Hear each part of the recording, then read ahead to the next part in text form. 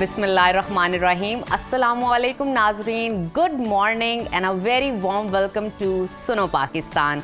उम्मीद है आप सब एक भरपूर ज़िंदगी गुजार रहे होंगे। आपके दिन को ख़ास बनाने के लिए एक नए शो के साथ एक बार फिर हम आपके सामने मौजूद हैं। मैं हूं नजफ राजा और मेरे साथ हैं उज़ैर मलिक। इस दुआ के साथ प्रोग्राम का बाकायदा आगाज़ करते हैं कि हमारे तमाम देखने वाले बिल्कुल ठीक ठाक होंगे, खैरियत से होंगे जहाँ भी होंगे। नाज़रीन, आज जुमातुल मुबारक है, जिसे तमाम दिनों का सरदार कहा गया है। ये दिन सिर्फ नमाज और इबादत के लिए मखसूस नहीं, बल्कि सफाई और हिफ्ज़ान सेहत यानी हाइजीन के उसूलों पर अमल करने का भी बेहतरीन मौका है। हदीस मुबारक में है कि जो शख्स जुमे के दिन गुस्ल करे, साफ लिबास पहने, खुशबू लगाए और मस्जिद जाए, उसके गुनाह बख्श दिए जाते हैं। बिल्कुल उज़ैर, और ये दिन हमें ये भी सिखाता है कि जिस्मानी तहारत, लिबास की सफाई और माहौल की खूबसूरती भी ईमान का हिस्सा है। इस्लाम में सफाई को निस्फ ईमान करार दिया गया है और जुम्मा इस बात की अमली याद दहानी है कि हमारी रूहानी पाकीज़गी के साथ साथ जिस्मानी तहारत भी बहुत ज़रूरी है। बिल्कुल, और इसी खूबसूरत पैगाम के साथ ही आज के प्रोग्राम का आगाज़, और हमेशा की तरह जिस तरह से हम मौसम की सूरत हाल जानते हैं, तो नजफ, ओवर टू यू। आइए आपको बताते हैं कि मुल्क भर में मौसम आज कैसा रहेगा।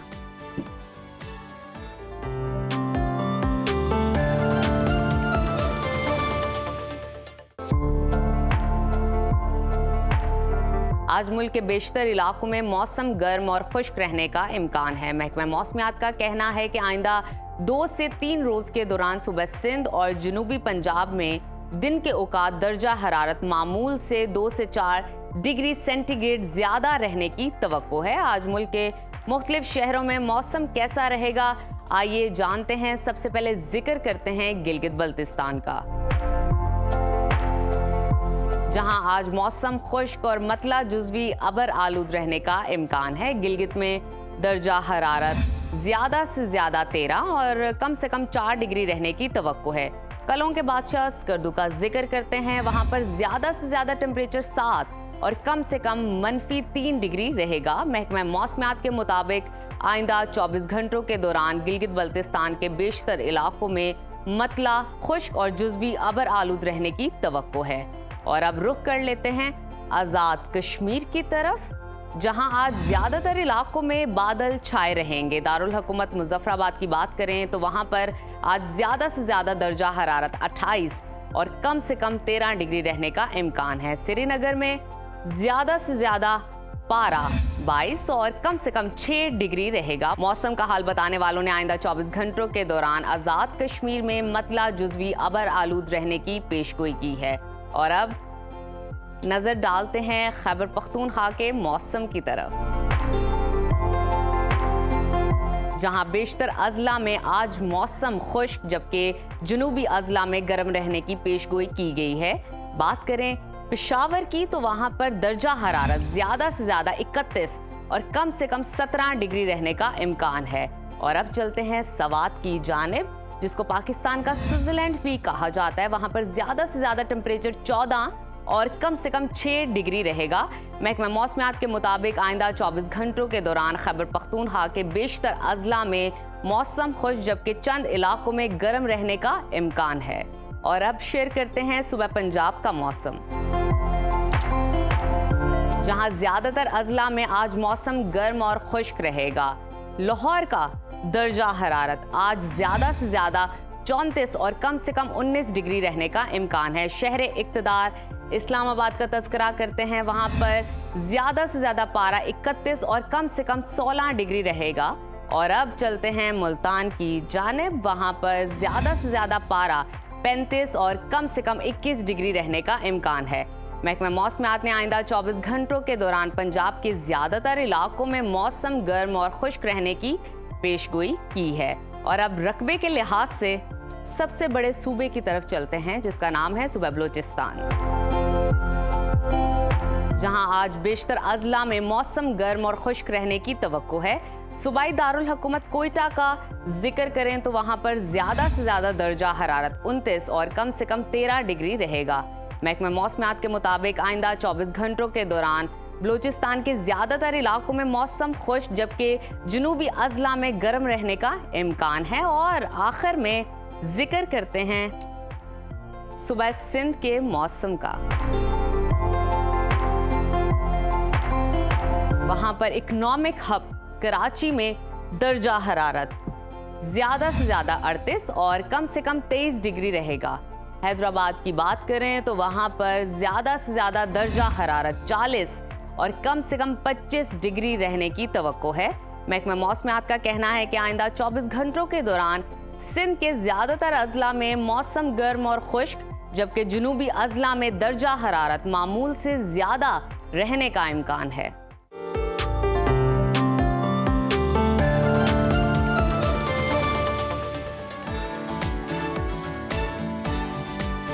आज मौसम किस तरह का रहने वाला ये तो आपने जाना, लेकिन अगर हम कल की बात करें तो जनाब कल का दिन पाकिस्तानी अवाम और मईशत के लिए बहुत ही अहम था। वज़ीर आज़म मियां मोहम्मद शहबाज शरीफ ने बिजली की फ़ी यूनिट कीमत में तारीखी कमी करके अवाम को एक खुशगवार सरप्राइज़ दिया। खुशगवार सरप्राइज़ इसलिए क्योंकि पाकिस्तान में उम्मन जो शय एक बार महंगी हो जाए तो फिर तो आप सोच भी नहीं सकते कि दोबारा जनाब वो सस्ती होगी। ख़ास तौर पर अगर बिजली की बात हो तो बिजली का सस्ता होना शायद ही कभी हमने सुना हो कि जनाब बिजली भी सस्ती हुई है। बिल्कुल ज़हर, आपने ठीक कहा है। और बिजली के महंगे बिलों ने जिस तरह हर तबके की चीखें निकलवाई थी, इसमें ये रिलीफ निहायत अहम है। खास तौर पर मिडिल क्लास और लोअर मिडिल क्लास के लिए ये ऐलान खुश आइंद है ही। कारोबारी तबका भी इससे खुश है। बिजली सस्ती होगी तो सन्नतें चलेंगी, पैदावारी लागत में कमी आएगी। वज़ीर आज़म की जानिब से दिया गया ये रिलीफ क्या आर्जी होगा या फिर ये मुस्तकिल होगा, इस पर तो हम बात करेंगे। लेकिन दूसरी जानिब अमरीकी सदर डोनाल्ड ट्रंप ने हमारी खुशियों पर पानी फेरने में कोई कसर नहीं छोड़ी। उन्होंने पाकिस्तान समेत दुनिया भर के मुख्तलिफ ममालिक पर भारी भरकम जवाबी टैरिफ आयद कर दिया है, जिसे एक नई आलमी ट्रेड वॉर से तशबीह दी जा रही है। बल्कि चीन ने तो इसे बाकायदा ब्लैकमेलिंग करार दिया है। बिल्कुल, और आपको बताते हैं कि अमेरिका पाकिस्तान का, जैसे कि आप जानते हैं कि बेस्ट और सबसे बड़ा ट्रेडिंग पार्टनर है और पाकिस्तान सालाना बुनियादों पर अमेरिका को $5.5 अरब की मसनूआत, जिनमें कपड़े, चावल और सर्जिकल आलात वगैरह शामिल हैं, बरामद करता है। यानी अब पाकिस्तान को इन बरामदात के ऊपर 29% टैरिफ अदा करना होगा, जिससे एक्सपोर्टर हजरात को भी नुकसान होगा और हमारे मुल्क में ज़र मुबादला आना भी कम होगा। इस तमाम मामले पर बात कर लेते हैं हमारे मईशत मेहताब हैदर साहब से और पूछते हैं कि ये मजमूई पेशरफ्त हमारी इकॉनमी के लिए किस तरह से बेहतर साबित होगी। तो बहुत शुक्रिया मेहताब साहब, आपके वक्त का आपको वेलकम कहते हैं। हमें पहले तो ये बताइएगा कि क्या अब बिजली की कीमतें कम होने से सनतें चल पड़ेंगी, कॉस्ट ऑफ प्रोडक्शन कम हो जाएगी? अगर हम मजमूई तौर पर देखें तो हमारी मुल्की मईशत को कितना फ़ायदा पहुँचेगा इससे और किस तरह से? जी बिस्मिल्लाहिर्रहमानिर्रहीम। देखिए, बुनियादी तौर पर इस टाइम जो पाकिस्तान की इकोनॉमिक स्ट्रक्चर है, इसके अंदर 3 शोबे सबसे ज्यादा इम्पोर्टेंट है। एक तो एग्रीकल्चर है, दूसरा इंडस्ट्रियल सेक्टर है और फिर सर्विसेज सेक्टर है। तो जो इंडस्ट्रियल सेक्टर है, अगर आप उसमें देखें तो उसको 2 हिस्सों में हम डिवाइड करते हैं। एक है लार्ज स्केल मैन्युफैक्चरिंग और एक स्मॉल एंड मीडियम एंटरप्राइजेस। अगर आप इस साल के दौरान देखें तो जो लार्ज स्केल मैन्युफैक्चरिंग है वो मंथ ऑन मंथ बेसिस पे अभी भी नेगेटिव ट्रेजेक्टरी के अंदर है। तो बड़ा जरूरी था कि एक तो अभी आपने देखा कि इन्फ्लेशन जो है वो रिसीड हुई है और उसके नतीजे में जो मॉनेटरी स्टांस है वो पहले से काफी ज्यादा इम्प्रूव है। यानी आज से कुछ अर्सा पहले तक 22% था, अभी 12% पे आ गए। अब जिस चीज की जरूरत थी कि कॉस्ट ऑफ डूइंग बिजनेस को कम किया जाए, वो इलेक्ट्रिसिटी की प्राइसेस है। क्योंकि बिजली की प्राइस इतनी ज्यादा थी कि हम इस पूरे रीजन में अनकम्पिटिटिव हो जाते थे, ये सिर्फ एनर्जी की प्राइसेस की वजह से।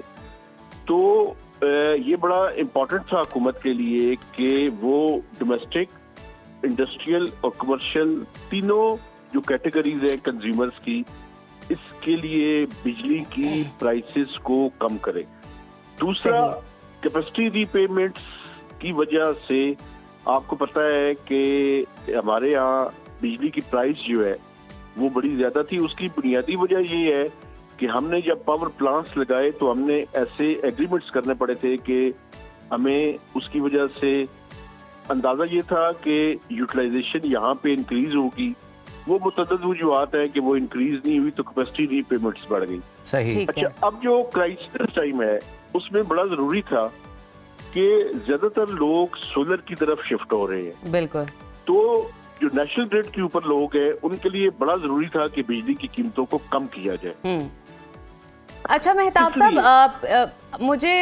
मैं चाहूंगी आप इस पॉइंट पे रोशनी डालिए। 7.41 पर यूनिट हुकूमत यकमुश्त फी यूनिट कीमत कम करने के लिए कैसे कामयाब हुई, एक तो ये बताइएगा, क्योंकि हम जानते हैं कि IMF किसी भी सब्सिडी या रिलीफ के सख्त खिलाफ है।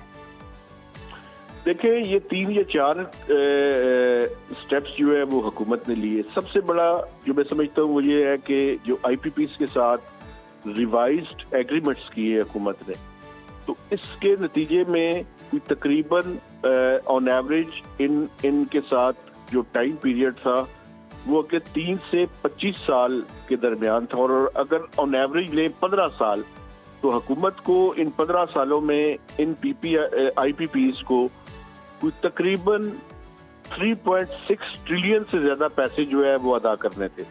तो इन रिवाइज्ड एग्रीमेंट्स के नतीजे में ये कोई तकरीबन 3600 अरब रुपए से ज्यादा की बचत हुई है। तो ये सबसे बड़ा था रिलीफ जहां से हुकूमत ने जो है वो ये किया है। दूसरा जो सबसे ज्यादा इम्पोर्टेंट था वो आपको पता है कि इंटरनेशनल मार्केट में फर्नेस ऑयल की कीमत भी कम हुई है, जैसे बाकी पेट्रोलियम प्रोडक्ट्स की कीमतें कम हुई है, इनकी भी कम हुई है।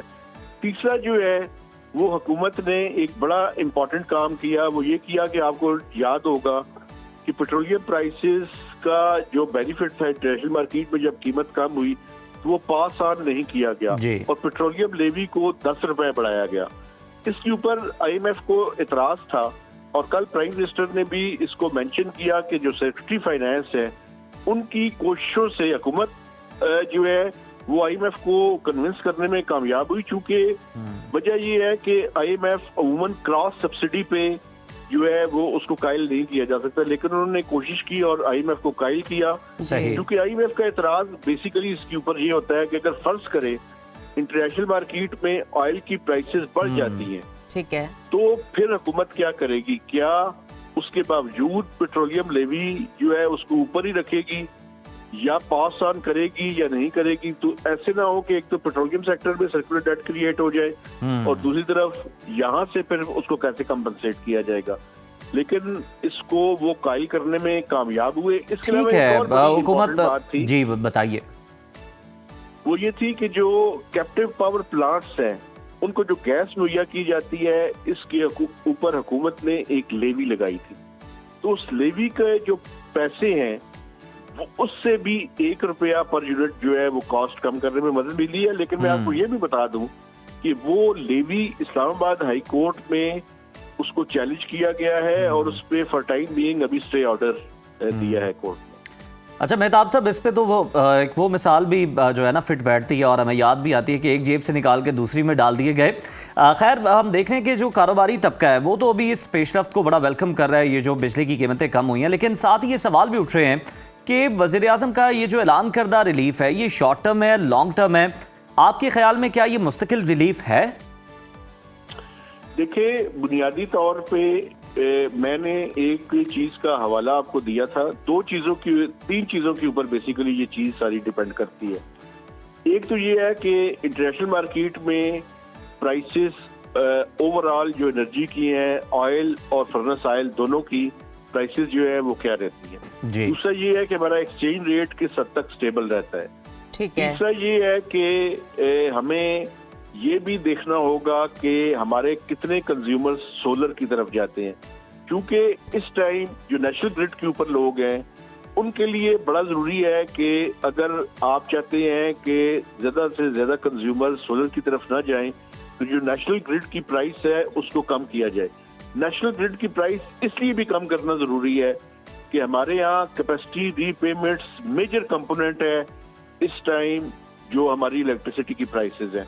तो अगर आपने उनसे कुछ ना कुछ वसूल करना है, चूंकि कैपेसिटी रीपेमेंट क्या है? कैपेसिटी रीपेमेंट ये है कि आपने जो IPPs के साथ एग्रीमेंट्स किए हुए हैं उसके तहत आप बिजली खरीदें या ना खरीदें, जितनी इंस्टॉल्ड कैपेसिटी है आपको उतने पैसे तो देने हैं। सही। तो इसलिए हुकूमत जितने पैसे वहां से ले सकती है वो लेने की कोशिश कर रही है, क्योंकि अगर आप नेशनल ग्रिड से लोगों को बिजली आप कम नहीं करेंगे तो सोलर जितनी तेजी से बढ़ रहा है, मुझे ये लगता है कि अगले साल 2 साल के अंदर कहीं ऐसा ना हो, अगर आपने बिजली की प्राइसेस ऊपर ही रखी तो डिस्कनेक्शन की तरफ लोग ना चले जाएं। इसलिए नेशनल ग्रिड की बहाली और उसको कायम रखने के लिए जरूरी है कि आप इलेक्ट्रिसिटी के टैरिफ को कम करें ताकि लोगों के लिए इंसेंटिव रहे वो ऑल्टरनेट जो एनर्जी की रिसोर्सेज है उनकी तरफ ना जाए। तो इसलिए वे फॉरवर्ड तो है यही, लेकिन हुकूमत किस हद तक इसको सस्टेन कर सकती है,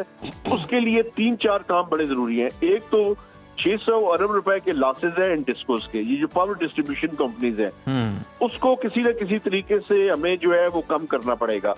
इसके अलावा आप देखें, कल प्राइम मिनिस्टर ने भी इसका जिक्र किया, जो हुकूमत के स्टेट ओन्ड पावर प्लांट्स है, जेनकोस जिन्हें बोलते हैं, वो एक कुछ प्लांट्स उनमें से ऐसे हैं जो पावर गैसलर्स है, यानी वो फर्नेस ऑयल और जो तेल है वो पीते हैं, इतने ऑब्सलीट और खराब हो चुके हैं। तो उनको अबंडन करना, उनको खत्म करना या उनको बेचना, उनको प्राइवेटाइज करना, ये वो चीजें हैं जो बड़ी जरूरी है। बिल्कुल ठीक। और थेफ्ट जो है जो बढ़ रहा है उसको रोकना जो है वो बड़ा जरूरी है। ओवरऑल पावर सेक्टर की रिफॉर्म्स जो है वो बड़ी इंपॉर्टेंट है। कल प्राइम मिनिस्टर ने भी इसका जिक्र किया कि उन्होंने बोर्ड्स चेंज किए हैं, लेकिन वो खुद कह रहे थे कि अगर मुझे आके कोई कहे कि सब काम अच्छा हो गया है तो ये जो है वो झूठ बोलने के मुतरादिफ हो। बिल्कुल ठीक। अच्छा मेहताब साहब, वैसे हम उम्मीद करेंगे कि ये जो पावर सेक्टर में जो इकदाम हुआ है इसकी सस्टेनेबिलिटी भी रहे। मुझे बताइए कि वजीर आजम ने अगले चंद वर्षों में गर्दिशी कर्जा ख़त्म करने का दावा किया है और नून लीग के पिछले दौरे हुकूमत में गर्दिशी कर्जा सिफर कर दिया गया था, लेकिन वो दोबारा 2000 अरब रुपए में बढ़ गया है। पावर सेक्टर पर गर्दिशी कर्जा मुस्तकिल तौर पे कैसे ख़त्म हो सकता है? देखिए, ये जो सर्कुलर डेट है इसके 2 कंपोनेंट्स हैं। एक तो इसका स्टॉक है, टोटल जो इस टाइम सर्कुलर डेट है वो 2.4 ट्रिलियन के लगभग है। ये गर्दिशी कर्जा उस टाइम तक नहीं खत्म हो सकता जब तक इसका फ्लो जो है वो कम ना किया जाए। अब फ्लो की बुनियादी वजह क्या है, जैसे मैंने आपको बताया कि जो पावर सेक्टर के परपेचुअल किस्म के लॉसेज हैं वो बुनियादी वजह है इस के एक्यूमुलेट होने की और बढ़ने की। इसकी मिसाल मैं आपको ऐसे दूंगा कि अगर आपके पास बाल्टी में पानी डालते जाएं और उसकी छेद हो उसकी तो वो पानी तो वहां से गिरता रहेगा। बुनियादी तौर पर सर्कुलर डेट के खात्मे के लिए जरूरी है कि पावर सेक्टर के जो नुकसानात हैं जो हर दिन की बुनियाद पे हो रहे हैं, बिल्कुल उनको जो है वो बंद किया जाए और उनको जो है वो खत्म किया जाए, तभी ये सर्कुलर डेट जो है वो खत्म हो सकते हैं। अभी जो हुकूमत का प्लान है, कल प्राइम मिनिस्टर ने अनाउंस किया है कि 5 साल के अंदर हम सर्कुलर डेट को 0 कर देंगे। उसके लिए हुकूमत जो पहला काम कर रही है, जिसका उन्होंने अभी जिक्र नहीं किया लेकिन मैं आपको बता सकता हूँ कि कुछ 1253 अरब रुपया हुकूमत कमर्शियल बैंक से ले रही है और उसका फर्स्ट फेज जो है उसको सर्कुलर डेट को जो है वो उससे जो है वो अरेंज किया जाएगा और अगले 3-4 साल में इसी तरह से सर्कुलर डेट को एक तरफ तो फ्लो को कम किया जाएगा, दूसरा जो स्टॉक है उसको जो है वो हुकूमत दर्जा बदर्जा जो है बड़ा इल्म ग्रेजुअली जो है वो खत्म करेगी। बिल्कुल सही है, ये तो आपने बड़ी एक्सक्लूसिव और अंदर की खबर जो है वो शेयर की। बहुत शुक्रिया मेहताब हैदर साहब आपके वक्त का। तो नाज़रीन, अब हम उम्मीद करते हैं कि जनाब जो इंडस्ट्रियलिस्ट हैं वो भी बड़े खुशहाल हो जाएंगे और दोबारा से एक खित्ते के अंदर कंपटीशन था कॉस्ट ऑफ प्रोडक्शन का, वो अब कम हो जाएगा बिजली की कीमतें कम होने के साथ ही। तो जनाब सनतों का पहिया जो है वो चल निकलेगा और यकीनन मुल्क के लिए ये बड़ा बेहतर होगा। तो जनाब यहाँ पर वक्त हो गया एक ब्रेक का, ब्रेक के बाद दोबारा आपकी खिदमत पे हासिल होते हैं। देखते रहिए सुनो पाकिस्तान। प्रोग्राम में अब आगे बढ़ेंगे और बात करेंगे टेक्नोलॉजी की। दुनिया एक ग्लोबल विलेज बन चुकी है। हर गुजरते हुए दिन के साथ नई नई इजादात और टेक्नोलॉजी सामने आ रही हैं जिससे ज़िंदगी आसान से आसान तर होती जा रही है, मगर इस आसानी के साथ साथ इसके कुछ ड्रॉबैक्स भी देखने को मिल रहे हैं। इन्हीं में से एक मसला स्क्रीन एडिक्शन भी है जो आज वालिदैन के लिए एक बहुत बड़ा चैलेंज बन चुका है। खास तौर पर जेन ज़ी और जेन अल्फा की बात करें तो इनके हाथों में मोबाइल फ़ोन्स, टैबलेट्स या गेमिंग कंसोल ऐसे हैं जैसे इनकी ऑक्सीजन आ रही हो और आप इनसे छीन नहीं सकते। ये बच्चे हकीकी दुनिया से ज़्यादा वक्त जो है डिजिटल वर्ल्ड में जीते हैं, गुजारते हैं और हद से ज़्यादा स्क्रीन का इनका टाइम होता है, स्क्रीन पर रहते हैं। बच्चों में स्क्रीन टाइम के बढ़ते हुए रुझान के क्या नुकसानात हैं, क्या असरात हैं और वालिदैन इस मसले से कैसे निपट सकते हैं, इसी पर हम बात करेंगे। प्रोग्राम में हमने शामिल किया है, हमारे साथ इस वक्त मौजूद हैं मारूफ साइकाइट्रिस्ट डॉक्टर उसामा बिन जुबैर। डॉक्टर साहब, बहुत शुक्रिया आपके वक्त का। आपसे जानना चाहूँगी सबसे पहले कि ये बच्चों में ये जो स्क्रीन टाइम ज़्यादा हो गया है, बहुत ज़्यादा टैबलेट्स का और फ़ोन का इस्तेमाल करते हैं, क्या असरात मुरतब होते हैं उनके दिमाग पर इससे? Thank you so much for having me on the show. अच्छा नजफ़, ये खाली बच्चों का मामला नहीं है, खाली जेन अल्फ़ा का मामला नहीं है। मैं और आप भी बहुत सारा टाइम फ़ोन पे लगाते हैं, लेकिन शायद वो एडिक्शन की हद तक नहीं होता और हमारे ब्रेन्स चूँकि डेवलप कर चुके हुए हैं तो हम पे शायद वो नेगेटिव इफ़ेक्ट नहीं होता जो बच्चों पे होता है। और हम देखते हैं कि इवन उनकी ब्रेन की साख्त पे, ब्रेन के केमिकल्स पे, चूँकि वो ग्रोइंग ब्रेन है, वो ब्रेन एवॉल्व कर रहा है, वो सेल्स डिवाइड हो रहे हैं। तो जब आप उनको एक ख़ास तरीके पे ट्यून करेंगे और उनकी डोपामीन जो दिमाग में खुशी का केमिकल है वो लिंक हो जाएगा सिर्फ़ और सिर्फ स्क्रीन से, तो फिर उनको और किसी चीज़ में खुशी महसूस नहीं होगी। आपका बच्चा आपके गले लग के खुशी महसूस नहीं करेगा, वो आईपैड देख के खुशी महसूस करेगा। सो उनकी जो खुशी की नॉब है वही मुकम्मल तौर पे घूम जाएगी। एक तो ये बहुत बड़ा इफ़ेक्ट है, और फिर ये भी हमने देखना है कि एक सुई घूम रही है from real world to virtual world. मेरी आपकी उम्र के बहुत सारे पेशेंट्स मेरे पास आते हैं जो कहते हैं कि हम वेकेशन पे 2 दफ़ा जाते हैं। पहली दफ़ा सोशल मीडिया के लिए तस्वीरें खींचते हैं, दूसरी दफ़ा जाके जगह को एंजॉय करते हैं। सो अब आप देखेंगे अच्छा डॉक्टर साहब, ये भी जरा बताइएगा कि आजकल हम देखते हैं कि बच्चों में नींद की कमी एक बड़ा आम मसला बन चुका है। मल्टीपल रीजंस हैं, लेकिन क्या इसकी सबसे बड़ी वजह स्क्रीन टाइम ही है? अच्छा, इसकी सबसे बड़ी वजह बच्चों से ज़्यादा बच्चों के वालिदैन का स्क्रीन टाइम।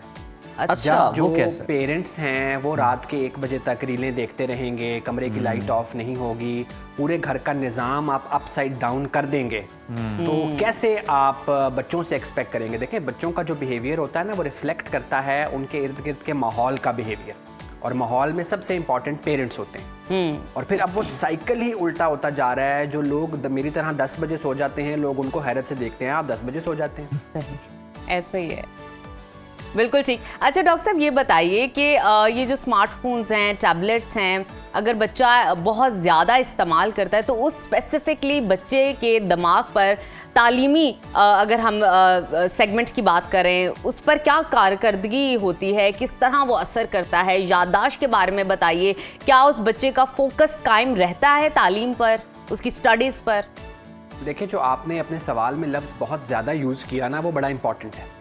बहुत ज़्यादा प्यार भी अच्छा नहीं होता, बहुत ज़्यादा शुगर भी अच्छी नहीं होती, तो बहुत ज़्यादा मोबाइल का यूज़, स्क्रीन का यूज़ कैसे अच्छा हो सकता है? तो फिर हमें ये देखना पड़ेगा कि हम वो समझते हैं कि याददाश्त के मसले हैं, वो उनको कोई याददाश्त का मसला नहीं होता, उनका दिमाग चीज़ों को रजिस्टर ही नहीं कर रहा होता। अच्छा, चूँकि उनका दिमाग उन रीलों के साथ ट्यून हुआ हुआ है। देखिए, 3 घंटे की फिल्म से हम आए 40 मिनट्स की वेब सीरीज़ की किस्त पे, फिर उससे आए 10 मिनट की वीडियो पे, फिर उससे आए 30 सेकंड की रील पे, फिर उससे आए 30 सेकंड की रील भी 10 सेकंड देख के स्क्रॉल कर देनी। हाँ। सो अब उनका माइंड ट्यून ही इस पे हो रहा है, जो हम पहले एक बीमारी कहते थे जी ADHD है, बच्चों का फोकस ठीक नहीं है, अब वो बीमारी से ज़्यादा एक एपिडेमिक है, एक पैंडेमिक है, जो सारे ही उसका शिकार होते जा रहे हैं। फिर वो कैसे आपका एक पेज याद करेगा बुक का, कैसे वो कुछ फैक्ट्स को रजिस्टर रखेगा, उसकी तो दुनिया आपकी जो रीलों वाली वर्ल्ड है उसने अपसाइड डाउन कर दी। तो फिर मसाइल तो आएंगे, बिल्कुल मसाइल तो आएंगे। डॉक्टर साहब, बहुत से जो वालिदैन होते हैं वो बच्चों को मसरूफ़ रखने के लिए स्क्रीन्स का सहारा ले लेते हैं कि जनाब ऐसे स्क्रीन दे देते हैं, हम अपना काम कर लेते हैं उतनी देर। लेकिन इस बात का फिर किस तरह से अंदाज़ा लगाया जा सकता है कि अब ये लत ख़तरनाक हद तक पहुँच चुकी है? इसकी कोई स्पेसिफिक सिम्टम्स होती हैं, कोई निशानियाँ, अलामात इसकी होती हैं?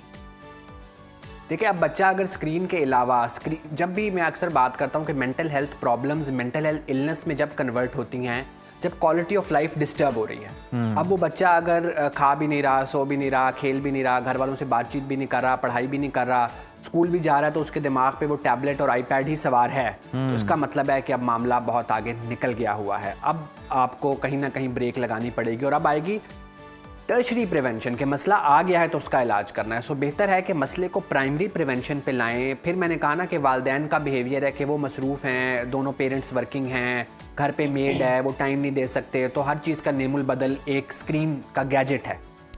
तो फिर जब वो रोल होता चला जाएगा फिर आप उसको कहाँ रोकेंगे? सही। अच्छा डॉक्टर साहब, कुछ देर पहले आप बात कर रहे थे स्क्रीन एडिक्शन की। मुझे ये बताइए, स्कूल्स की स्टडीज अगर आजकल हम देखें तो स्कूल्स में भी तो टैबलेट से पढ़ाया जा रहा है, स्क्रीन टाइम वहाँ पे भी ज़्यादा हो रहा है, मोबाइल फ़ोन्स का भी वहाँ पे इस्तेमाल हो रहा है, वेबसाइट के थ्रू ऑनलाइन स्टडीज़ करवाई जा रही है किसी भी रीज़न के वजह से। तो ये भी कहीं ना कहीं वजह है स्क्रीन टाइम बच्चे का ज़्यादा होने की वजह से।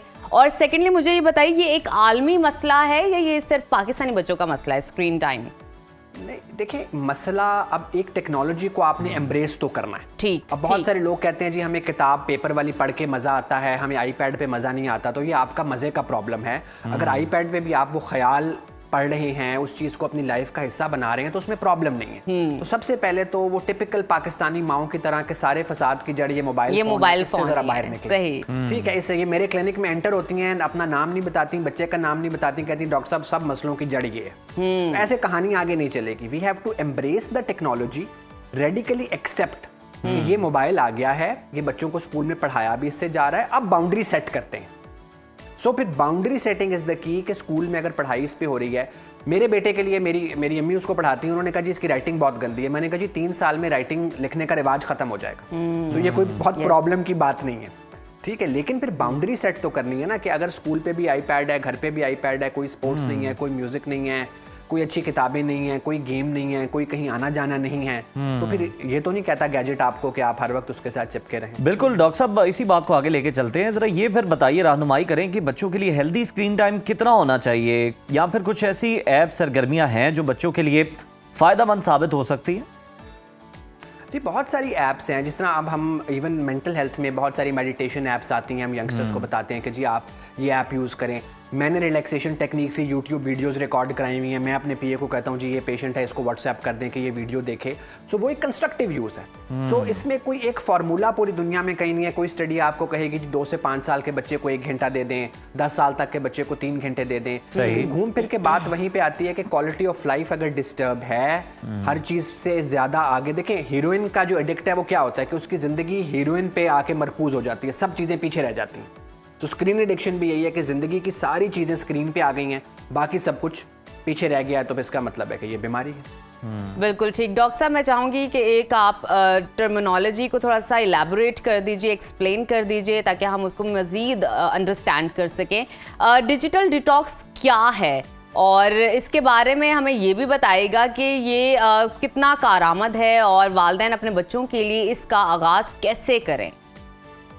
अच्छा देखिए, मैं इस टर्मिनोलॉजी से बहुत इत्तेफाक नहीं करता ना। डिजिटल डिटॉक्स का क्या मतलब है कि आप उस स्क्रीन के अंदर धंस गए हुए हैं और आप कुछ दिनों के लिए उससे वेकेशन लें। तो दिस इज डिजिटल डिटॉक्स ना। तो डिजिटल डिटॉक्स की तो नौबत आनी ही नहीं चाहिए, क्योंकि हर चीज की एक्सट्रीम बैड है कि आप 10 दिन पूरे स्क्रीन के साथ गुजारे और अब आप 10 दिन कहते हैं कि मैं नहीं गुजारूंगा। सो ये दोनों एक्सट्रीम्स ठीक नहीं है। आप बाउंड्री सेट करें कि रोज 2 से 3 घंटे, 1 घंटा, जो भी आपकी रिक्वायरमेंट बनती है वो स्क्रीन का होगा। आपने चाहे किताब पढ़नी है, चाहे मूवी देखनी है, चाहे रील्स देखनी है, और उसको फायदे के लिए इस्तेमाल करें। मैं अपने जो पेशेंट्स आते हैं उनके पेरेंट्स को बताता हूँ कि आप शाम को 1 घंटा रखें स्क्रीन का, जो कि अलाउड भी है, और आप सारा दिन उसका बिहेवियर मॉडिफाई कराएं कि भाई टाइम पे पढ़ाई करोगे, टाइम पे खाना खाओगे, स्पोर्ट्स करके आओगे तो शाम को 1 घंटा फ़ोन मिलेगा। नहीं करोगे, इसमें से एक काम नहीं होगा, 10 मिनट कम हो जाएगा। सारे काम अच्छे होंगे, 5 मिनट बढ़ जाएगा। तो उसको यूज़ करें बच्चों का बिहेवियर मॉडिफाई करने के लिए। अच्छा डॉक्टर साहब, लास्टली ज़रा ये बता दीजिएगा हम सबको, पेरेंट्स के लिए भी ख़ास तौर पर, कि कौन सी ऐसी चीज़ें हैं, कौन सी ऐसी सरगर्मियाँ जिनमें बच्चों को इंगेज किया जा सकता है, और ये जो फिर बहुत ज़्यादा जो लत में मुब्तला हो चुके हैं ना, मतलब आप जो कह रहे हैं कि बहुत ज़्यादा एक्सट्रीम पे चले गए हैं, उनको किस तरह से इससे निकाला जा सकता है स्क्रीन एडिक्शन से? देखिए, इसमें कुछ चीज़ें पेरेंट्स ने करनी है, कुछ सोसाइटी ने करनी है। आप लोग इधर लाहौर में ईद कर रहे थे, मैंने ईद की सेंट्रल एशिया में, आई वाज इन उज़्बेकिस्तान। तो मेरे होटल के साथ ही एक बच्चों का फुटबॉल ग्राउंड था। रात को 9 बजे मैं खाना खा के आ रहा, पेरेंट्स बैठे हुए हैं, बच्चे फुटबॉल खेल रहे हैं। मैं हिस्टोरिकल साइट सीइंग कर रहा, तो रास्ते में एक बहुत बड़ी बिल्डिंग आई जिसके बाहर लिखा हुआ था यूथ क्रिएटिविटी पैलेस। मैं अंदर गया तो मैंने देखा एक लाइब्रेरी बनी हुई है जिसमें बहुत सारे बच्चे बैठ के पढ़ रहे हैं, साथ एक ड्राइंग का रूम है जहाँ बच्चे ड्राइंग कर रहे हैं, साथ म्यूजिक, और वहाँ कोई कुर्सी खाली नहीं थी कि मैं कहीं बैठ के उसको ऑब्जर्व करता। तो 10 मिनट मैंने उस पूरी बिल्डिंग का चक्कर लगाया और बाहर आया। अब ये क्या चीज़ बात। गवर्नमेंट भी कर सकती है, ये चीज़ आप अपनी सोसाइटी के लेवल पे, यार अगर मेरे घर में लॉन है तो मैं मोहल्ले वालों को बताऊंगा यार अपने बच्चों को शाम को घंटा एक मेरे घर भेज दिया करो, मैं एक जूस का गिलास भी पिला दूंगा, बच्चे मेरे घर खेल भी लेंगे। हाँ। अच्छा किसी डॉक्टर के घर साहब, library है, वो बिल्कुल बताए कि ठीक उसके कह पास रहे हैं कि एक तो बात मुझे समझ आ गई कि बाउंड्री और लिमिटेशन आपने क्रिएट करनी है। क्विकली कोई वालिदैन को मशवरा देना चाहें कि वो किस तरह ये बाउंड्रीज क्रिएट कर सकते हैं अपने बच्चों के लिए? देखिए, बच्चों के डे को स्टफ करें बहुत सारी और चीज़ों के साथ, और फिर एक एग्जाम्पल बने। अगर मैं किताब पढ़ रहा हूँ, मेरा बच्चा मुझे किताब पढ़ते देखेगा तो शायद उठाएगा, मेरे कहने पे कभी नहीं उठाएगा।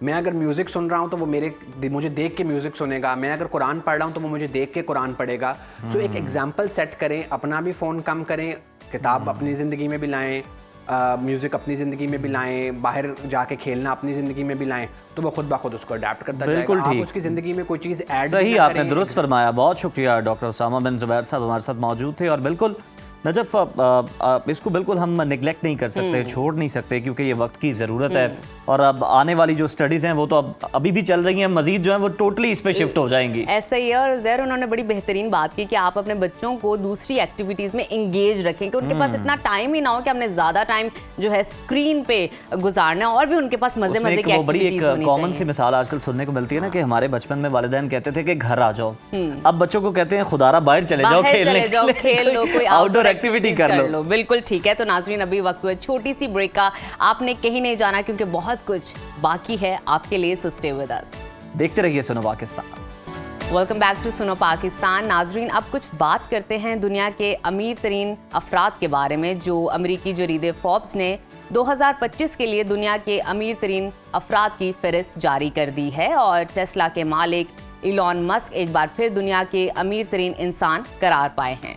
इलॉन मस्क की दौलत में 2024 के दौरान 75% का इजाफा हुआ, और इस तरह वो एक बार फिर फोर्ब्स की फहरिस्त में दुनिया के अमीर तरीन शख्स बन गए। इससे कबल 2024 में फ्रांस से ताल्लुक रखने वाले बर्नार्ड आर्नोल्ड दुनिया के अमीर तरीन शख्स करार दिए गए थे। नई फहरिस्त में इलॉन मस्क ने $342 बिलियन के साथ दुनिया के अमीर तरीन शख्स बनने का एजाज़ हासिल किया। और ये पहली बार ही नहीं जब कोई फर्द इतनी ज़्यादा दौलत के साथ दुनिया का अमीर तरीन शख्स करार पाया। फोर्ब्स की 39वीं साला फहरिस्त के मुताबिक दुनिया भर में इस वक्त 3038 अरबपति मौजूद हैं, जो तारीख में सबसे ज़्यादा तादाद है। सिर्फ एक साल में 247 नए अफराद अरबपति बने हैं। इस फहरिस्त पे मेटा के चीफ एग्जीक्यूटिव मार्क ज़करबर्ग, वो 216 अरब डॉलर्स के साथ दुनिया के दूसरे, जबकि अमेज़न के बानी जेफ बेजोस 215 अरब डॉलर्स के साथ तीसरे अमीर तरीन शख्स करार पाए हैं। और आपको बताते हैं कि ओरेकल के शरीक बानी लैरी एलिसन 192 अरब डॉलर के साथ चौथे, बैरियन ऑर्नर 178 अरब डॉलर के साथ पांचवें, और इसके साथ साथ वर्नर बफे 154 अरब डॉलर के साथ छठे, गूगल के शरीक बानी लैरी पेज 144 अरब के साथ सातवें, जबकि दूसरे शरीक बानी सर्जी बैरन 138 अरब डॉलर के साथ 8वें नंबर पर मौजूद हैं। स्पेन से ताल्लुक रखने वाले अमेंसिया आर्टिका के हिस्से में 9वां नंबर आया, और वो है 124 अरब डॉलर के मालिक हैं, जबकि माइक्रोसॉफ्ट के साबिक चीफ एग्जीक्यूटिव स्टीव बल्मर 118 अरब डॉलर के साथ 10वें नंबर पर मौजूद हैं।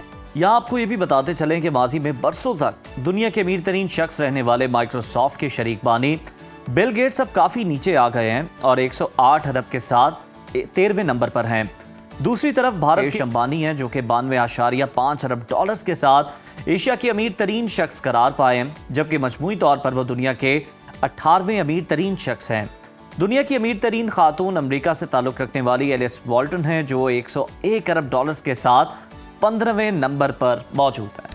ज़बरदस्त, क्या ही बात है। और एक आपको एक और स्टोरी आपके साथ शेयर करते हैं जो पाकिस्तान की तरक्की के रास्ते पर है और पाकिस्तान का नाम रोशन कर रही हैं। आपको बताते हैं पाकिस्तानी खातून जो हैं, ख़वातीन जो हैं, वो अपनी मेहनत, लगन और सलाहियत की बदौलत दुनिया भर में अपनी काबिलियत का एतराफ़ कराने में कामयाब हो रही हैं। इसी हवाले से एक अहम खबर आपके साथ शेयर करते हैं। पंजाब पुलिस की काबिल फ़ख्र अफसर SP आयशा भट्ट को एक्सीलेंस इन परफॉर्मेंस अवार्ड 2025 के लिए मुंतखब कर लिया गया है, जो किसी भी पाकिस्तानी खातून पुलिस अफसर के लिए एक बड़ा एजाज है। यकीनन एसपी आयशा भट्ट को ये award international association of women police की जानिब से उनकी शानदार कारकर्दगी और गैर मामूली खिदमात के एतराफ़ में दिया जा रहा है।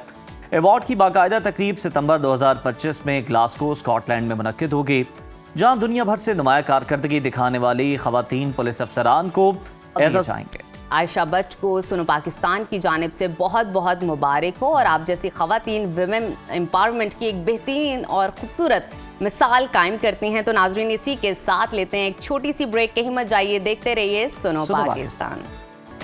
सुनो पाकिस्तान में आपको दोबारा से खुश आमदीद कहते हैं। सर, मैं आपसे जानना चाहूँगी कि आपने कभी सोचा है कि एक आम सी वर्जिश किसी भी इंसान की ज़िंदगी बदल सकती है, उसको बीमारियों से निजात दे सकती है?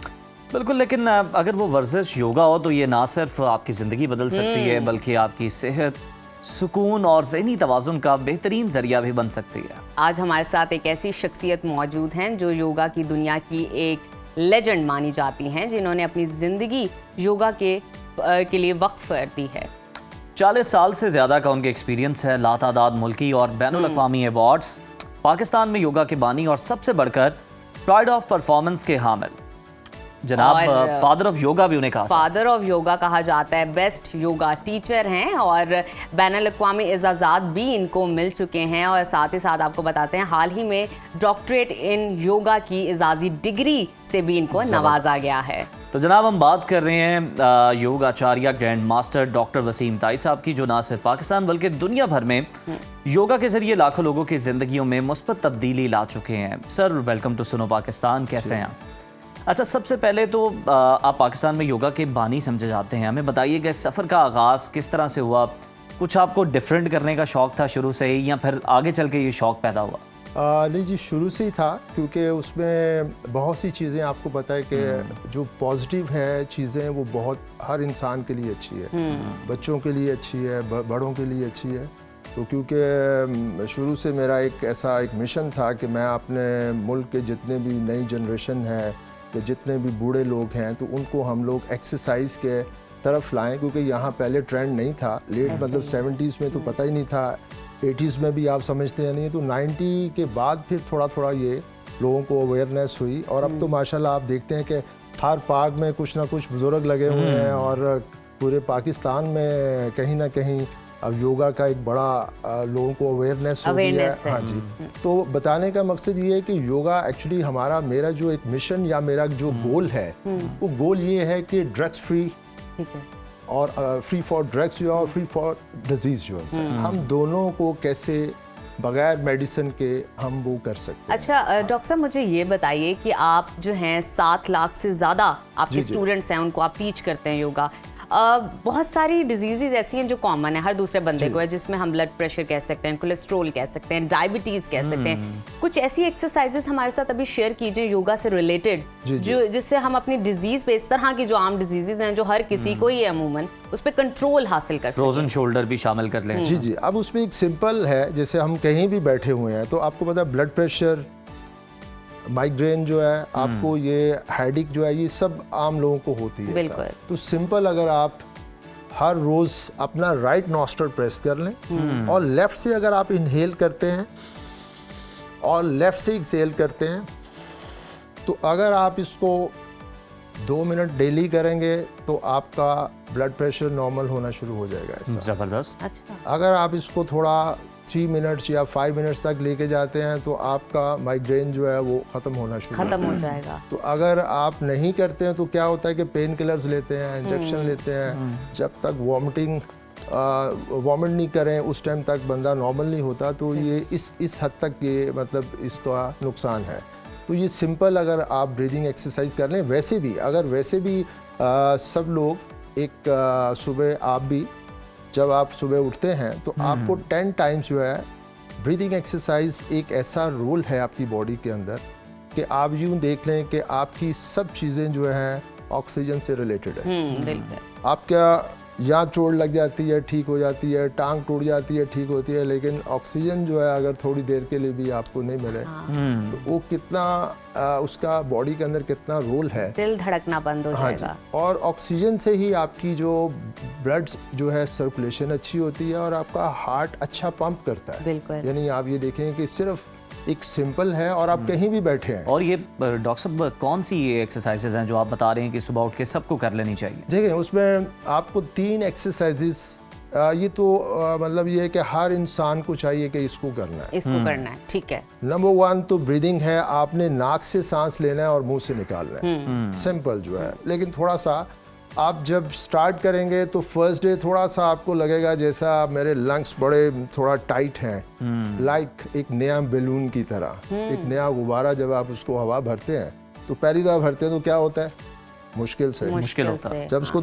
2-3 टाइम्स भर लेते हैं तो क्या होता है, एकदम फ्लेक्सिबल हो जाता है। तो फर्स्ट वीक में आपको ये होगा कि आपको थोड़ा सा लगेगा कि जैसा मेरी ब्रीथ जो है कम है, लेकिन आफ्टर 10 डेज आप जब इनहेल करेंगे तो आपको पता चलेगा ये तो एकदम ज़्यादा मैं ले रहा हूँ ऑक्सीजन जो है। तो जब आप बड़ा सांस लेंगे और आपके लंग्स जो हैं वो आपके स्पैन और स्ट्रेन होंगे तो आपकी वो एक्सरसाइज स्टार्ट हो जाएगी और उससे आपकी जो ब्लड सर्कुलेशन है वो भी अच्छा होना शुरू हो जाएगी। तो 10 टाइम्स मिनिमम आपने बड़ा सांस लेना है नाक से और बड़ा सांस ही मुंह से आपको निकालना है। बिल्कुल सही। नंबर 1 ये तो आपको हर एक को करना है। एंड नंबर 2 आपको करना है कि नाक से ही सांस लेना है और नाक से निकालना है, मुंह बंद रखना है एंड थ्रू नोज इनहेल और थ्रू नोज एक्सहेल।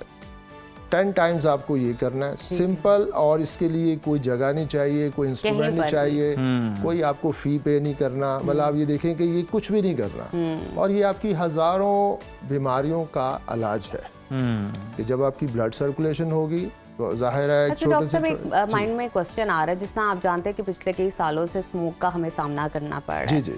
तो स्मोक के लिए वैसे तो इस तरह की ब्रीदिंग एक्सरसाइज आप दरख्त के नीचे, बाहर खुले में, टेरेस पे, छत पर या किसी पार्क में करना पसंद करते हो, लेकिन स्मोक के दौरान आप बाहर नहीं इस तरह की ब्रीदिंग आई गेस कर सकते। कहाँ पर करना ज़्यादा बेहतर है? देखिए वो तो आप अपने रूम में इसके देखें, अभी तो कोई ऐसा वो नहीं रहा कि आप देखें पहले ये होता था कॉन्सेप्ट कि आपको बीच पे करना ही होगा। देखिए अब वो एक बिजी लाइफ की वजह से हर इंसान के पास टाइम नहीं है। किसी को बोलो टाइम नहीं है, तो टाइम इशू फ्री भी है कोई तो भी उसके पास टाइम नहीं है। 2019 में मैंने प्लेन में इसको इंट्रोड्यूस कराया, जहाज में जो लंबी फ्लाइट्स होती है 18 घंटे की। तो आप 18 घंटे बैठेंगे तो आपके ब्लड सर्कुलेशन तो बड़ी पुअर हो जाएगी। तो बात अब ये है कि उसकी नहीं है कि कैसा होना चाहिए, बात अब ये है कि आपके पास जो टाइम है, जो जगह है वहां पर कर लें। उसका क्या वजह है कि अगर आपको 100% उसका फायदा नहीं हो रहा तो 60% तो होगा ना, 70% तो होगा, कुछ तो होगा। आप इन टच तो रहेंगे। Something is better than nothing. Doctor साहब, हम पहले जिस तरह से बात कर रहे थे, आपने बताया कि कोई ब्लड प्रेशर का है, किसी को मसला माइग्रेन का मसला है, तो वो कौन सी इस तरह की एक्सरसाइजेज है जिससे वो अपने आप को बेहतर कर सकता है, कंट्रोल कर सकता है एटलीस्ट चीज़ों को। फ्रोजन शोल्डर की भी हम बात कर लेते हैं। बहुत सारे एथलीट्स हैं वो बड़ी इसकी कंप्लेन कर रहे होते हैं और जो डॉक्टर्स हैं कुछ को तो जनाब वो सर्जरीज भी रेकमेंड कर रहे होते हैं। उसके लिए क्या आप एक्सरसाइज जो है वो बता सकते हैं? देखिए सर्जरी की तरफ तो किसी चीज़ को भी नहीं आपको जाना चाहिए। मतलब ये है कि मैं जितने भी लोग हैं, चाहे एज कम है या ज़्यादा है, सर्जरी जो है उसके बाद कोई आपके पास ऑप्शन नहीं है। अगर खुदा ना खास्ता कोई चीज़ आपसे वो ऐसा हो जाता है तो फिर आप उसको कैसे ठीक करेंगे? जो आपका एक नेचुरल अल्लाह ताला ने आपकी बॉडी को बनाया है उसी के साथ आपको ठीक करना है। और इसके लिए आसान ही है कि अगर आपको फ्रोज़न शोल्डर है तो आप लाइट स्टार्ट करें, सिंपल। उससे आप क्या करें कि एक ऐसा कोई भी ऐसा बेल्ट वगैरह आप बांध के उसको सिंपल आप थोड़ा यूँ ऐसे ग्रिप करके शोल्डर ऊपर ऐसा बाजू लेके जाए और सिंपल आप नीचे लेके आए ऐसा। तो स्टार्ट आप इस चीज़ से आप करें ताकि अगर बहुत ज़्यादा है तो आपको पेन नहीं होगी।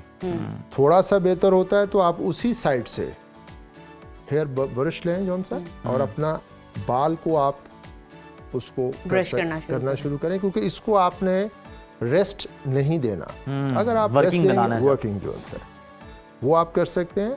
एंड थर्ड जोन्स है, तीसरा आपको ये करना है कि एक सिंपल आप बेड ले लें। आप इसको बेड लेने के बाद आप उसको यहाँ आप आहिस्ता से ऊपर लेके जाएं और आहिस्ता से आप नीचे लेके आएं। जैसे आपको, क्योंकि ये स्टेप बाय स्टेप होता है, यस, कुछ दिनों में आपको पता चलेगा कि आप यहाँ से इसको पीछे की तरफ ले आए हैं क्या बात है, सही। और यहाँ- फ्लेक्सिबिलिटी पैदा हो Yes, जाएगी। आप इसको, तो ये कुछ ऐसी चीज़ें हैं जो आपको रेगुलर करना है। और वॉल के ऊपर जैसे वॉक करते हैं आप, ये उंगलियों के साथ ऊपर जाएंगे और अपना इसी तरह वॉक करते हुए, ये वो एक्सरसाइजेज हैं जो आसान है। क्योंकि अभी चैनल पे आप किसी को किस लेवल का पेन है अब ये नहीं हम कह नहीं सकते। पता, specific फिर नहीं है, यस, लेकिन ये और सब इसमें कर ये सकते होता है हैं। कि ये कुछ लोगों का रिलेटेड होता है सर्वाइकल से, तो ये डिसाइड नहीं होता, ये नहीं पता चलता कि सर्वाइकल पेन है या फ्रोजन शोल्डर है। क्योंकि इधर की डिफरेंशिएट पेन करना बड़ा ज़रूरी है। ये भी कि आपको सही डायग्नोज करना कि ये कौन सा पेन है सर। पेन कौन सा है, तो बहरहाल अगर आप ये करेंगे तो दोनों को फायदा होगा, दोनों को फायदा ये जो होगा, बेड नुकसान का- किसी को नहीं। नुकसान नहीं है सर, दोनों को। बिल्कुल ठीक। अच्छा डॉक्टर साहब, जैसे कि आजकल सबका एक उस्ताद है जो कि यूट्यूब है, जो कि कहीं ना कहीं गूगल है, कुछ जी, जी। भी आपको सर्च करना है, सीखना है, जानना है, स्किल सीखनी है, स्टेप्स देखने हैं, 3 स्टेप्स में ये, 4 स्टेप्स में ये, तो आप जाते हैं गूगल पर, वो लिखते हैं, आप वो चीज़ फॉलो करने लग जाते हैं। जी। योगा सीखने के लिए, योगा करने के लिए हमें एक उस्ताद की ज़रूरत है या हम उन वीडियोस को फॉलो कर सकते हैं स्टार्ट देखिए, में, इनिशियल स्टेप्स के लिए? उसमें उस्ताद की ज़रूरत तो होती है, क्योंकि कोई अगर बुक आप पढ़ते हैं तो जो बुक होती है वो एक राइटर लिखता है जो सबके लिए नहीं होती है सर। इसी तरह YouTube पे मतलब ये है कि आपको कुछ ना कुछ आना चाहिए ताकि आप डिसाइड कर सकें कि आया ये मुझे एक्सरसाइज करना है या नहीं करना। क्योंकि बहुत से लोग ऐसे हैं जिनको इस चीज़ का अवेयरनेस नहीं है और उन्होंने उसको किया और जिसका ये हुआ कि पेन निकल आया। पेन निकल आया या उससे उनको फ़ायदे की बजाय नुकसान हुआ ऐसा। तो अगर आप कुछ जानते हैं तो फिर आपको पता होगा कि ये मेरा लेवल नहीं है, मुझे इसको अभी नहीं करना, स्टेप 1 में करना, फिर 2 और फिर 3।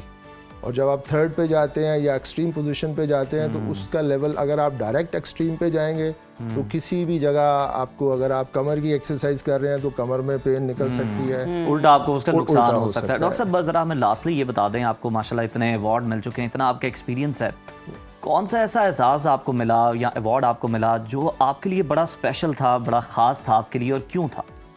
जी, जो सबसे देखें वही बात होती है कि चाहे दुनिया जितना मर्जी आपको अप्रिशिएट करे, जो घर वाले करते हैं उसका एक और होता है।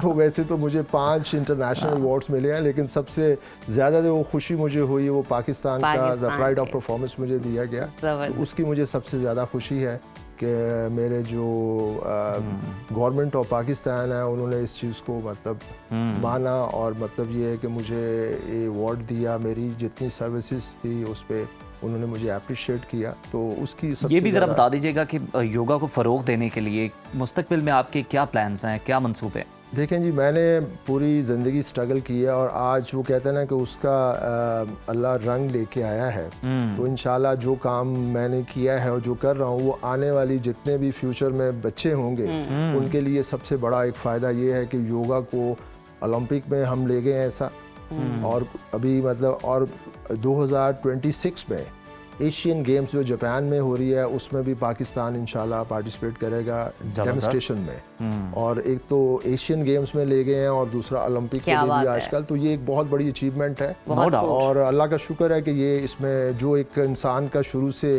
एक गोल होता है, वो जब अचीव हो रहा होता है तो बड़ा ही मतलब अच्छा ये कि अब लगता है। वैसे तो था, लेकिन अब पूरी दुनिया के लिए ओलंपिक में दुनिया भी के योगा और एशियन गेम्स में क्या भी, बात तो है। इंशाल्लाह ये डॉक्टर साहब आपकी मौजूदगी का हमें बहुत फायदा हुआ है, आपने ब्रीदिंग एक्सरसाइजेज हमारे साथ शेयर किए, साथ ही साथ मस्कुलर पेन के हवाले से भी एक्सरसाइज शेयर की, बहुत शुक्रिया। तो नाजरीन उसको अपने घर में फॉलो कीजिए ताकि हमें फीडबैक में बता सके कि आपको कितना फ़ायदा हुआ। तो अभी वक्त हुआ छोटी सी ब्रेक का, कहीं मत जाइए, देखते रहिए सुनो पाकिस्तान। आज साबिक वज़ीर आज़म पाकिस्तान जुल्फ़िकार अली भुट्टो की 46वीं बरसी मनाई जा रही है, जिन्हें पाकिस्तान के आइन और एटमी प्रोग्राम का खालिक करार दिया जाता है। पाकिस्तान पीपल्स पार्टी इनकी बरसी के मौका पर आज गढ़ी खुदा बख्श में ताज़ियती इज्तिमा मुनक्किद करने जा रही है, जिसमें मुल्क भर से कारकुनों और हामियों की बड़ी तादाद के शरीक होने की तवक्को है। इस मौके पर चेयरमैन पीपल्स पार्टी बिलावल भुट्टो के खिताब पर सबकी नज़रें लगी हुई हैं, क्योंकि 6 नई नहरें निकालने के मामले पर वफाकी और सिंध की सूबाई हुकूमत में तनाव खासा बढ़ चुका है। पीपल्स पार्टी इस मामले पर सिंध में बाकायदा एहतजाज और अवामी राब्ता मुहिम का आगाज भी कर चुकी है। तो तवक्को ये की जा रही है कि इस हवाले से बिलावल भुट्टो वफाकी हुकूमत को कोई सख्त किस्म का आज अल्टीमेटम भी दे सकते हैं। वज़ीर आला सिंध मुराद अली शाह पहले ही कह चुके हैं कि वफाकी हुकूमत पीपल्स पार्टी के वोटों पर खड़ी है और वो जब चाहें हुकूमत गिरा सकते हैं। यानी सियासी तौर पर मामला इस नहज पर पहुंच चुका है कि पीपल्स पार्टी हुकूमत का साथ छोड़ने के इशारे दे रही है। इस मामले को मुश्तरका मफादात कौंसिल की बजाय सड़कों पर क्यों हल किया जा रहा है और क्या नई नहरों का मामला भी कालाबाग डैम की तरह ही मुतनाज़ा हो चुका है? इस हवाले से बात कर लेते हैं। हमें ज्वाइन किया पीपल्स पार्टी की सीनियर रहनुमा है सेनेटर सहर कामरान साहिबा। सहर साहिबा, आपको खुश आमदीद कहते हैं शो में। हमें ये बताइएगा कि वज़ीर आला सिंध नहरों के मामले पर वफाकी हुकूमत गिराने की धमकी दे चुके हैं। क्या आज बिलावल भुट्टो जरदारी की जानिब से भी जलसे के मौके पर कोई अहम ऐलान सुनने को मिल सकता है? कोई इस तरह की एक्सपेक्टेशंस रखी जा सकती है? शुक्रिया। सबसे पहले तो मैं शहीद जुल्फ़िकार अली भुट्टो निशान पाकिस्तान को उनकी 40वीं बरसी पे सलाम पेश करती हूँ, खराज अकीदत पेश करती हूँ। शहीद जुल्फ़िकार अली भुट्टो पाकिस्तानी कौम के मोहसिन हैं। उन्होंने पाकिस्तानी अवाम को शऊर दिया, आवाज़ दी, आगाही दी। उन्होंने पाकिस्तान के इत्तेफाक को नाकाबिल तस्खीर बनाया दूसरे प्रोग्राम की बुनियाद रख के। ये वो तमाम हक़ाइक़ हैं जिनको छुपाया नहीं जा सकता। उन्होंने आलमी दुनिया में पाकिस्तान को शनाख्त दी, एक मजबूत खारजा पॉलिसी दी। उन्होंने पाकिस्तानी अवाम को उनके हकूक की न सिर्फ आगाही दी बल्कि उनके हकूक दिए। रोटी, कपड़ा और मकान महज एक नारा नहीं, एक माशी इस्तेसालात, एक माशी वेलफेयर का एक मुकम्मल जो है प्रोग्राम था, जो आज की पाकिस्तान पीपल्स पार्टी के मंशूर का बुनियादी जुज़ है। अब जब हम बात अवाम के हकूक की बात करते हैं तो फिर यकीनन पानी का मसला भी अवाम के हक का मसला है। ऐसा नहीं हो सकता कि महज आप रेगिस्तान को आबाद करने के लिए सिंध की हरी भरी जमीनों को बंजर कर दें। तो पीपल्स पार्टी जो है वो शहीद जुल्फ़िकार अली भुट्टो के सियासी सोच, उनके फिक्र, उनके फलसफे, उनके नजरिए की अमीन है। जहाँ भी कहीं अवाम का इस्तेसाल होगा पीपल्स पार्टी जो है वो बिल्कुल डट के खड़ी होगी। आज की बात जो है वो अवाम के बका की है और ये सिर्फ सिंध के अवाम की बात नहीं है, ये बलूचिस्तान के अवाम की बात नहीं है, ये पंजाब के अवाम की बात है। ये उन आबादकारों की हकूक की बात है जिनको आज उनकी जमीनों से बेदखल किया जा रहा है नहर बनाने के लिए। कॉर्पोरेट फार्मिंग शायद चंद एलीट्स को तो फायदा दे सकती है, लेकिन एक आम हारी, एक आम किसान, एक आम गरीब से उसका रिस्क, उसकी जिंदगी ले सकती है। तो ये तो एक वाज़ेह मौक़िफ़ है पाकिस्तान पीपल्स पार्टी का। पानी is a matter of life and death for us. तो ऐसा नहीं होगा कि पानी के ऊपर कोई कॉम्प्रोमाइज हो। और आप जो बात कर रहे हैं, देखिए पाकिस्तान पीपल्स पार्टी ने जो है पार्लियामान का हिस्सा जरूर बनी है। हमने जो है कैबिनेट ज्वाइन नहीं की, हमने वजारतें नहीं ली, हम अवाम के हकूक़ पे बिल्कुल कॉम्प्रोमाइज नहीं करेंगे। अच्छा सहर साहिबा, आपने ये बात बिल्कुल दुरुस्त की है कि ये जो मसला है ये अवाम के मकासद का है।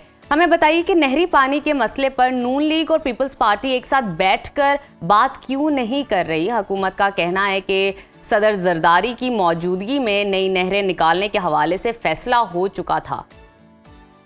पहली बात ये ना, मैं समझती हूँ कि कोई भी जो मामला फहम शख्स है, जो कि सोच जो है जिसकी दुरुस्त है, वो ये समझ सकता है कि सदर मुल्क आसिफ अली जरदारी के पास एक इजलास हुआ जिसमें कई मामला डिस्कस हुए।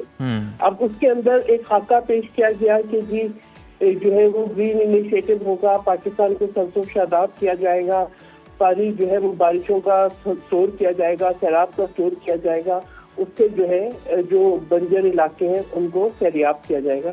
तो इस मेरे में इस तरह के खाका पेश करने में तो कोई हर्ज नहीं था और सदर मुमलिकत यकीनन हिमायत करेंगे। वो एग्रीकल्चर को बहुत समझते भी हैं, उनकी बड़ी इस पे एक मुस्बित सोच रही है।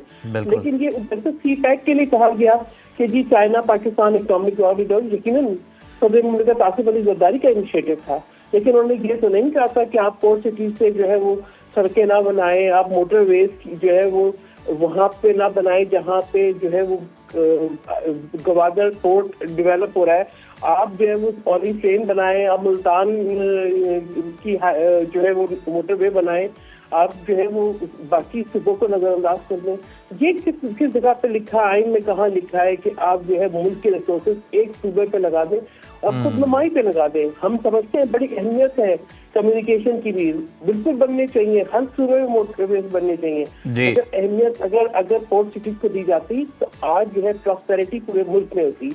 इसी तरीके से ये कहीं नहीं लिखा था कि आप कोई वाटर रिजर्वायर आपके ना हो छोटे बड़े, और आप ये कहेंगे कि आप इंडस रिवर से पानी डाइवर्ट करके रेगिस्तान को आबाद करेंगे। आपने सोचा पानी की तो पहले ही सहर साहिबा, यहाँ पर पंजाब हुकूमत का जो मौकिफ है वो भी जरा समझ लें। वो कहते हैं कि हम चोलिस्तान कैनाल्स के लिए पानी दरियाए सिंध से नहीं बल्कि हम दरियाए चनाब से लेंगे, और वो भी इस सूरत में जब दरिया में इजाफी पानी होगा। इसमें क्या एतराज है पीपल्स पार्टी का? ये वो कहते हैं कि जी जो सैलाब आएगा तो हम वो पानी लेंगे। आप मुझे बताएं कि जुलाई अगस्त में सैलाब आया और क्या काश्तकारी जुलाई अगस्त में होगी? 2 महीने काश्तकारी करेंगे, उसके बाद जो है उसे काश्तकारी नहीं होगी। ये गलत बातें ना करें। और मैं समझती हूँ कि जो पंजाब में एक दफा दोबारा मुल्क के अंदर तकसीम और जो है एक बुक की बुनियाद डाल रहे हैं, ये ना करें। ये अगर अब आपने अपनी कारकर्दगी दिखानी है जरूर दिखाएं। हम बहुत अप्रिशिएट करते हैं कि पाकिस्तान कि पंजाब की वज़ीर आला एक खातून है, ये लेगेसी शेख मोहतरमा बेनज़ीर भुट्टो की लेगेसी है, जिससे उन लोगों को भी आज जो है मकसद पे बिठाया जो कि कल जो है उनके खिलाफ जो है कंपेनिंग करते थे। ठीक है, लेकिन मैं इन बातों में नहीं जाना चाहती। मैं कहती हूँ बहुत अच्छी बात है, आप अच्छा काम करें, हम आपको अप्रिशिएट करेंगे। मगर इस किस्म के जो बयानात आ रहे हैं ना, मुझे बहुत अफसोस हो रहा था कि मैं पंजाब का लहजा और जो बयानात है उनको देख रही थी। वो बजाय इस बात को रियलाइज करने के मामला फहमी हो और चीजों को सुलझाएं। पाकिस्तान पीपल्स पार्टी बहुत बार मुतालबा कर चुकी है, हक लिख चुकी है कि आप जो है काउंसिल ऑफ कॉमन इंटरेस्ट का इजलास बुलाएं। मुश्तरका मफादात की काउंसिल वो वाहिद फोरम है जहां सूबे बैठ के अपने मामला हल करते हैं। तो उस इजलास को बुलाने में इनको क्या प्रॉब्लम है? क्यों नहीं बुलाया जा रहा? अगर आपके ज़हन में इतनी शफाफियत है, आप इजलास बुलाएं, आप मामले वहां हल करें। देखिए वहां पर आपके पानी का फैसला होगा। फैसला जो है वो बयानात पे नहीं होगा।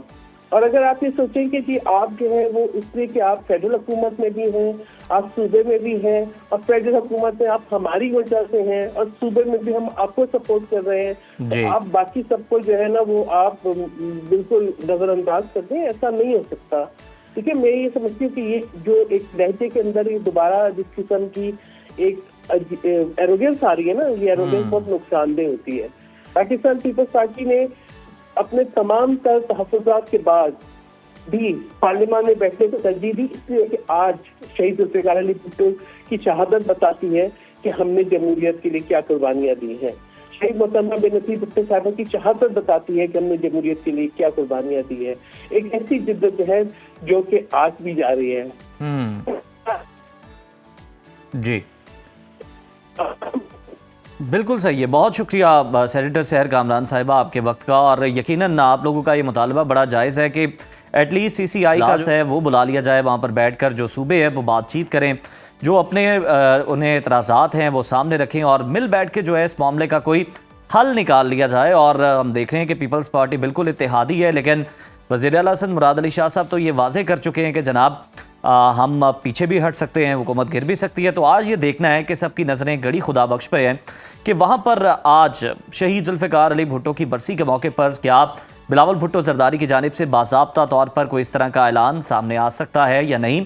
खैर एक और मसले की बात कर लेते हैं। तो जनाब चिकन जो है इसे प्रोटीन के हुसूल का सबसे सस्ता ज़रिया समझा जाता था, लेकिन अब लगता है कि लोग चिकन देखने की बजाय इसकी अगर हम बात करें तो तस्वीर जो है उस पर ही गुजारा करेंगे, क्योंकि ख़बर यह है कि लाहौर में ईद की छुट्टियों के दौरान मुर्गी के गोश्त ने तमाम साबिका रिकॉर्ड तोड़े। हुकूमती दावे ऐसे में धरे के धरे रह गए, इंतज़ामिया भी कहीं नज़र नहीं आई और 1 किलो चिकन की कीमत 1000 रुपए फ़ी किलो के करीब पहुंच गए। चिकन की कीमतों में बेतहाशा इजाफे की वजूहात, अवामी रद्द-ए-अमल और हुकूमती इक़दामात के हवाले से मज़ीद जानते हैं। इस वक्त हमारे साथ मौजूद है नुमाइंदा सुनो न्यूज़ फैसल खान। फैसल, बहुत शुक्रिया आपके वक्त का। बताइएगा, लाहौर में चिकन की कीमत 1000 रुपये फ़ी किलो के करीब पहुंच चुकी है, इसकी सबसे बड़ी वजूहात आप क्या देखते हैं? और साथ ही साथ हमें ये बताइए कि ये सप्लाई और डिमांड का मसला है या इसके पीछे कुछ और अवामिल हैं? जी, इसमें ऐसे है कि जो चिकन का सरकारी रेट है फी किलो 595 रुपए फी किलो है सरकारी रेट, जबकि आम मार्केट में चले जाओ तो आपने जैसे बिल्कुल ठीक कहा कि 1000 रुपए किलो तक पहुंच चुका है इसका जो रेट आम मार्केट में है। अब हर कोई अपने हिसाब से चलता है, कोई इलाके का डिफरेंस होता है, कोई 700 में बेच रहा है, कोई 800 में बेच रहा है, कोई 850 में बेच रहा है। तो इन दिनों में, ईद के दिनों में इंतजामिया जो है वो बिल्कुल ही, अवाम का कहना है कि इंतजामिया बिल्कुल ही खामोश तमाशाई बनी रही और अवाम को छोड़ दिया रहम करम पे। इन माफिया जो मुर्गी माफिया है इसको कह सकते हैं आप, अब इसको समझने की जरूरत यह है कि इसकी वजूहात क्या हैं। अब इसकी सबसे बड़ी वजह जो है वो ये है कि इंतजामिया इस मामले में मुतहरिक नहीं हो पा रही। चिकन का जो रेट फार्म गेट पे होता है, यानी कि जो मुर्गी फार्म से निकलता है चिकन, उस टाइम पे उसका कोई रेट होता है, उसको पहले देखने की जरूरत है, क्योंकि ये पूरी की पूरी सप्लाई चेन होती है। वहां से रेट स्टार्ट होता है, वहां से आता है ये थोक मार्केट में, थोक से आता है परचून में, और परचून से जो इसकी फरोख्त होती है आम आवाम को। तो आम आवाम को रेट मिलता है, जैसे पहले हमने बात की कि 850, 850, 900, 1000 रुपए किलो तक भी लोगों को मिल रहा है। तो पूरी की पूरी सप्लाई चेन को देखने की जरूरत है कि शुरू से लेकर फार्म गेट से लेकर थोक मार्केट और फिर परचून तक इसका रेट क्या चल रहा है और यहाँ पे मुनाफाखोरी कर कौन रहा है। इस बात का तयन करने के बाद जरूरी है कि जो भी जिम्मेदारान हैं उनको कैफियत किरदार तक पहुंचाया जाए, ताकि लोगों के लिए मिसाल हो और आइंदा कोई मुनाफाखोरी ना कर सके।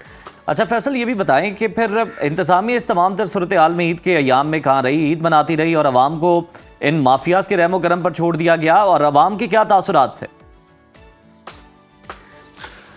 जी बिल्कुल, इंतजामिया ईद मनाती रही, ईद की छुट्टियां थी, उन्होंने एंजॉय की छुट्टियां। इस दौरान अवाम जो है वो महंगाई के चक्के में पिसती रही। अवाम मार्केट में जाती, जो मुनाफाखोर होते अपनी मर्जी का रेट लगाते और अवाम को मजबूरन, अब ईद के दिनों में आप जाहिर सी बात है कहते हैं मेहमानदारी है, लोग आ रहे हैं जा रहे हैं, दावतें होती हैं, लोगों ने घरों में खाने बनाने होते हैं, तो हर किसी ने ईद एंजॉय करनी होती है। अब जिस तरह से इंतजामिया ईद एंजॉय कर रही थी उस तरह से अवाम नहीं कर पा रही थी, क्योंकि अवाम को हर वो चीज उस रेट पे दस्तयाब नहीं थी जिस पे उसको दस्तयाब होनी चाहिए थी। बिल्कुल ठीक, बहुत शुक्रिया आपकी मौजूदगी का। आप हमें बता रहे थे चिकन की कीमतों के हवाले से कि जो चिकन की कीमतें अभी चल रही हैं और इंतज़ामिया ईद मना रही थी, लेकिन आवाम कहीं ना कहीं महंगाई का शिकार थी। अभी वक्त हुआ है छोटी सी ब्रेक का, आपने कहीं नहीं जाना, देखते रहिए सुनो Pakistan. Welcome back to Suno Pakistan. नाजरीन, रमज़ान में सहरी और इफ्तारी के एक ख़ास स्केड्यूल बन जाता है, हमारी बॉडी को आदत हो जाती है ख़ास वक्त में खाने की और ना खाने की। ईद के तीनों दिन हमने खूब मज़े के खाने खाए, लेकिन अब लग रहा है कि रूटीन पूरी तरह बिगड़ गई है उज़ैर। और सिर्फ मैं आपको बताती चलूँ, आपको पता नहीं चल रहा, आप सुबह भी खा रहे हैं, आप रात में भी खा रहे हैं, आपकी नींद भी कुछ इसी तरह चल रही है। बिल्कुल जी, खाने का भी कोई वक्त मुकर्रर नहीं रहा और पहले वक्त पर खाने की आदत आपकी बन चुकी होती है, और अब कभी रात के 12 बजे कोई बिरयानी की तलाश में है तो दोपहर 3 बजे केक, और लगता है हमारे जिस्म को समझ ही नहीं आ रहा कि आखिर इसकी रूटीन चल क्या रही है। बिल्कुल, तो बस इसीलिए हमने आज अपने स्टूडियो में एक स्पेशल गेस्ट को बुलाया है जो हमें बेसिकली बताएंगी कि रमज़ान और ईद के बाद अब हम अपनी ज़िंदगी को कैसे बैलेंस कर सकते हैं, अपनी ग़ज़ा को कैसे बैलेंस कर सकते हैं, ताकि ये जो बेतरतीबी आ चुकी है हमारी रूटीन के अंदर वो बेहतर हो सके। तो इस वक्त हमारे साथ मौजूद है मारूफ हर्बलिस्ट नईमा आपा। Welcome to Suno Pakistan. कैसी हैं आपा? गुज़िश्ता ईद मुबारक। खैर मुबारक, आप लोगों को भी बहुत ईद मुबारक। बहुत बहुत। आपकी तो गुज़श्ता कुछ लोगों की अभी भी चल रही है। हमने भी धक्के से मना ली।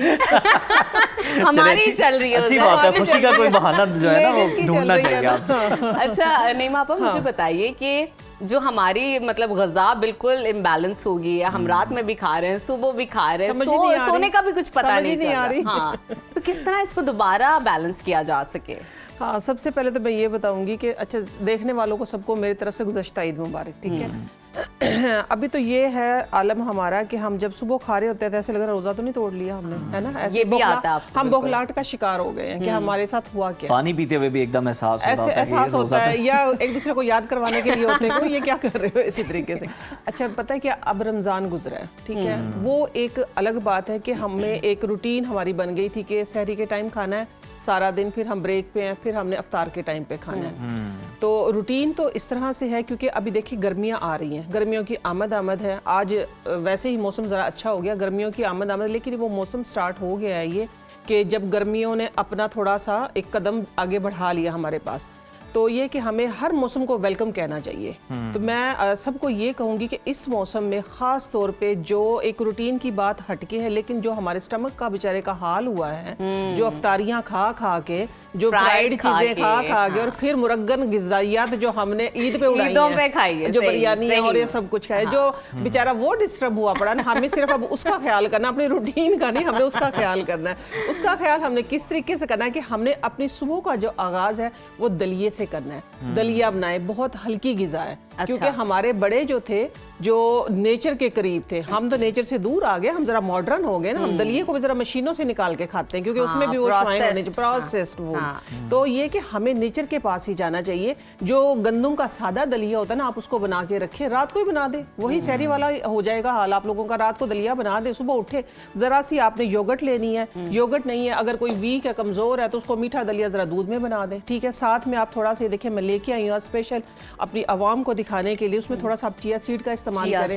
ठीक है। चिया सीड के साथ आप ये तुख्मे बलगू है जो, इसका इस्तेमाल करें, ठीक है। दलिए के अंदर आप लोग, लस्सी के अंदर इन चीज़ों का इस्तेमाल करें, ताकि जो पूरे रमज़ान हमारा मैदे ने जो हमारे ने जुल्म बर्दाश्त किया है ना, जो मसालों का, मिर्चों का और ये कि स्पाइसी और फ्राइड चीज़ों का, वो थोड़ा सा रिलीफ मिले उसको।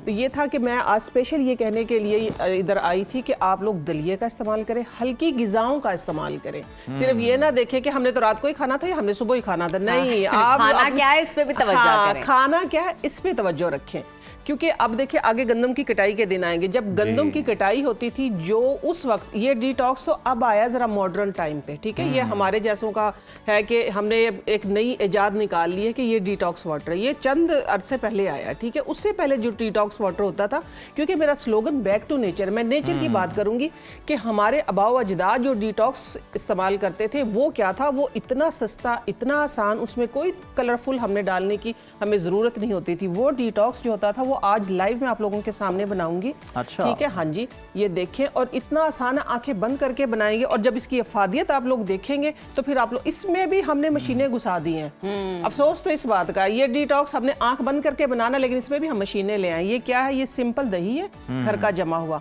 आप लोगों ने सिर्फ 1 चम्मच दही लेना, कोई इसको फेंटने की या ग्राइंड करने की या चॉप करने की जरूरत नहीं है। सिंपल इसके अंदर इसी तरीके से, ये देखिए, ये है, ये आपके मैदे के तमाम मसाइल को हल करेगा। ये फटी फटी सी आप लोगों को तो यूं लग रहा होगा ना, ये कैसी दही बना दी आपने, नहीं। असल डिटॉक्स ये है, आपके मैदे के तमाम मसाइल का जो हल है वो ये है। जब लोग गंदम की कटाई करते थे ना, जब गर्मियां ज्यादा होती थी, तो वो अपने आप को ठंडा रखने के लिए, अपने हिद्दत को कम करने के लिए ये डिटॉक्स वाटर होता था। मेरे नाना दादा ने ये डिटॉक्स वाटर इस्तेमाल किया हुआ है। इसको हमने मॉडर्न कर दिया, ग्राइंडर में डालते हैं, ठीक है। उसमें भी जरा मशीन का घोटा लगा लेते हैं, हम इतने अपने साथ जुल्म कर रहे हैं। मैं ये बता रही, ये डिटॉक्स। अच्छा, गुड़ का पानी भी तो होता था, गुड़ का पानी इसके अंदर अगर आप शक्कर डाल लेते हैं, अच्छा, ठीक है। देखिए आजकल शुगर आम है, शुगर जो है वो आम है, तो इसलिए मैंने शक्कर का नहीं बताया आप लोगों को। वैसे ये है कि शक्कर अगर डालेंगे अपना टेस्ट डेवलप करने के लिए डाल सकते हैं, अपना टेस्ट डेवलप करने के लिए डाल सकते हैं। तो ये असल डिटॉक्स आपका ये है, आपने ये ज्यादा से ज्यादा इस्तेमाल करना। उसी तरह का डिटॉक्स तो नहीं, कच्ची लस्सी के करीब तरीन नाला। कच्ची लस्सी हम उसको कहते हैं कि जो हम इसके अंदर आप 1 चम्मच सिर्फ दूध डाल लें, ठीक है। ये एक्चुअल लस्सी बन गई है, ठीक है। जो चाटी वाली लस्सी होती थी ना, चाटी वाली लस्सी के अंदर अगर किसी ने देखो पापड़ियां जिसको बोलते थे, वो छाछ छानते थे, ये वो देखे ना, छाछ वाली लस्सी बन गई आपकी, सही, ठीक है ना। छाछ जो होती है असल में, उसके अंदर ना उसका जो बैठ जाता, घी मक्खन निकाल लेते थे, फिर उसके नीचे भी एक बैठ जाती थी चीज, असल ठंडी वो होती थी, तो मिक्स करके पीते थे, ये वो बनाई है। अच्छा, दूसरा, अब आ जाते मॉडर्न दौर पे कि आप लोगों ने ज़रा फैशन में अपने ऑफिस में रखना है, ज़रा हमारी बोतल भी नज़र आनी चाहिए, ठीक है। और आजकल के बच्चे, मेरे बच्चे भी, शायद मैं भी उन्हीं में शामिल हो जाती हूँ सम टाइम, ठीक है।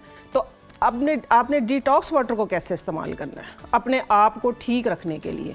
ये आपने ये डिटॉक्स वाटर, आप देखें इसके अंदर मैंने क्या डाला आपने इसके अंदर? हाँ, इसके अंदर क्या नहीं डाला आज मैं वो बताऊंगी आपको। हाँ जी, मैंने इसके अंदर जो आज एक चीज नहीं डाली वो लेमन नहीं डाला, ठीक है। जो एक चीज डाली है इजाफी, वो इसके अंदर चुकंदर डाला है, उसका कलर भी जो है ना, कलर भी हो गया। अच्छा, लेमन क्यों नहीं डाला है, सवाल ये। लेमन मैंने इसलिए नहीं डाला उजैर भाई इसके अंदर कि हमारा जो मैदा जो है ना वो ज्यादा डिस्टर्ब हो गया है, स्टमक ज्यादा, एसिडिटी ज्यादा हो रही है इस टाइम पे, ठीक है। एसिडिटी ज्यादा हो रही है, तो फिर जो खटाई वाली चीजें हैं ना वो चीज़ें हमारे मैदे के लिए सूटेबल, हर किसी को सूट नहीं करती वो, ठीक है। अच्छा, दूसरी चीज़ इसके अंदर जो मैं तुख में बालूंगू और ये डाल रही हूँ, ये हमारे हाजमे को ठीक करेगा और ये कि हमारे मैदे के अंदर जो हीट हो गई है उसको ये कंट्रोल करेगा और आपके एकदम से आपको फ्रेशनेस फील होगी। जो इसके अंदर मैंने चुकंदर डाला है, वो चुकंदर इसलिए डाला है, आपके मुंह में पानी आ रहा है देख के। अच्छा, मैंने चुकंदर इसलिए डाला है कि चुकंदर की वजह से जो मैंने विटामिन सी इस्तेमाल करना था वो डायरेक्ट सिट्रिक नहीं किया, मैंने विटामिन सी जो है वो चुकंदर के उस पर इस्तेमाल किया। इससे आपकी स्किन भी फ्रेश रहेगी और इससे आप लोगों का एकदम से स्टमक जो है वो फ्रेश हो जाएगा, फ्रेश। और ये जो पत्ते हैं ये पुदीना है, इसके अंदर पुदीना सब डालते हैं। इसके अंदर इजाफी जो चीज मैंने डाली है नजफ, ये आपके लिए पी के देखें नजफ आप। हाँ, पी के देखिए। मैं पास कर देता हूँ। पास करें। बहुत शुक्रिया, बहुत शुक्रिया, क्या बात। ये पिए और अमर हो जाएं। कोई बात नहीं, ये उतर गया था, लगा लेते हैं इसको और पी के बताएं इसका टेस्ट भी कैसा है हमारे ऑडियंस को, ताकि आप वो एकदम से रिफ्रेश किसी किस्म का शक शुबा ना रहे कि पता नहीं टेस्ट किस तरह का लाइट है और बहुत अच्छा फ्लेवर आ रहा है पानी के अंदर। पानी के अंदर फ्लेवर, जिसमें बीट रूट भी हल्का सा फील हो रहा है, मिंट का भी है, धनिये का भी कहीं ना कहीं एक वो टेस्ट आ रहा है, टेस्ट आ रहा है आपके लिए। बहुत बहुत अच्छा, मेरे लिए मुश्किल का बड़ा गिलास दिया मैंने आपको। अच्छा, चले ये पता नहीं आपको, आपका मुबारक हो। नहीं, आप पी के देखें इसको। मैं बता रही हूँ कि अपने फ्लेवर के मुताबिक आप इसमें थोड़ा सा शुगर ऐड कर सकते हैं, शुगर ऐड कर सकते हैं, नमक ऐड कर सकते हैं, वो आपकी मर्जी है। नमक बेहतरीन है, कच्ची लस्सी तो नमक से ही बनती है। वैसे मीठी लस्सी अगर कोई पीना चाहे तो वो शुगर ऐड कर सकता है। शुगर मीन्स की शक्कर, ठीक है। बाकी मैं चीनी की इजाजत नहीं दूंगी। सही सही। हाँ जी। अच्छा, ये जो डिटॉक्स मैंने बनाया इसके अंदर मैंने धनिया भी डाला है, ठीक है। कुछ और भी है जो मुझे नजर, वो क्या है? ये धनिया भी डाला है, खीरा भी डाला है इसके अंदर। सिर्फ लेमन की जगह पे मैंने, हम इसके अंदर भी डाल के, लेट से अगर आपने ऑफिस में अपनी साइड टेबल पे रखना है ये, ठीक है, फिर आप ये तुख में बलंगू और ये चिया सीड जो है, अभी देखना लाइव आपको मैं इसके अंदर डाल के दिखाऊंगी और फिर इसको देखिएगा, ये और खूबसूरत हो जाएगा। और साथ में आपको ये फैंसी भी लगेगी बॉटल आपकी, ये बॉटल फैंसी लगेगी जरा ना। क्या बात। जरा हम भी मॉडर्न दौर के हो जाएंगे फिर, है ना, फैंसी से, जिस तरह फैंसी सारी बातें होती हैं। मुझे तो आपने कदीम दौर में ही रहने दिया ये ड्रिंक देख के। अच्छी बात है ना, आपकी सेहत का मैंने ख्याल रखा है ना। मुझे वो जरा लड़की मॉडर्न थी, मैंने उसको मॉडर्न कर दिया। अच्छा, ये देखिए जरा इसका क्लोजअप लें। खूबसूरत भी लग रही है और आपके हेल्थ के लिए भी बेहतरीन, हेल्थ के लिए भी अच्छी है। ये देखें जरा, लगी है ना, है ना, कितनी खूबसूरत है। ये आपको अंदर से और बाहर से इतना ही खूबसूरत कर देगी। अच्छा, इसके अंदर मैंने, हाँ, इसके अंदर, अच्छा पारे वाह कहने लगे थे।